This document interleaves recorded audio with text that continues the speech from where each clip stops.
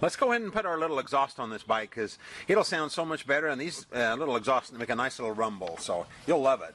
So anyway, what we want to do is we want to point out now, we always include this sheet of paper, so make sure you have the written instructions along with this. And what that'll do, that'll give you the cutoff distance too of the pipe there. Now it's 4 inches from that center pipe out to the end. So it's the center of the center cross pipe is where you make the cut. So I'm going to go ahead and show you here. If you lay a tape measure on there, it'll be 4 inches from where you make the cut to the center of that chrome cross pipe. 4 inches from there to where you make the cut. Or I think it's millimeters, it's 102 millimeters. So anyway, let's go ahead and take that exhaust off. Now the way you get it off is you undo these bolts right here on the stock exhaust, and then you'll have to undo your clamps, your bolts on the front, up in here, and that way your pipe should slide off.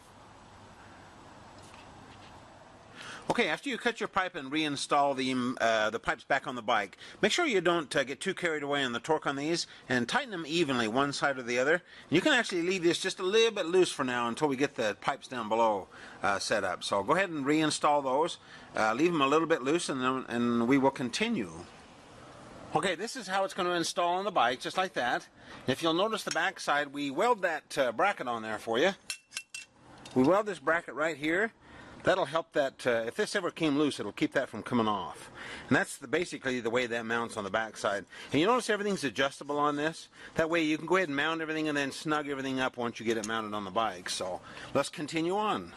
Okay, in your exhaust kit you have the mufflers, and then you have the spacers. There's a little spacer, and that slides in that small end. And then we give you the silicone sealant.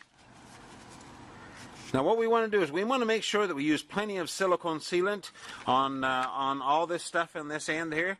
So what you'll do is you'll smear silicone sealant around this hole, put plenty in there, put it around the sleeve and slide that in there. You'll have plenty of silicone sealant, and then put a lot of silicone sealant on here and on the pipe. And then when you slide that on there, just wipe off the excess. And then do me a favor and don't start the bike for about a day, and let that stuff dry on there before you fire it up. Okay, and there you have it. The pipe is mounted on the exhaust here. This is adjusted so that it fits really nice. It's in line with the pipe. And then you want to look from the back and make sure that both pipes are about the same before you snug everything up. Don't get too carried away on that bolt down there, because that's just one bolt. You don't want to bust that off there, so just snug it up. And then make sure you snug up the front bolts. There again, watch your torque on all this stuff. And then once you run it for a while, double check everything again, because the exhaust is really important. You don't want the things to fall off. And then also, there again, make sure you wait a day before you start this. Make sure that silicone down there dries good before you fire it up, because you don't want to get leakage in the silicone down there.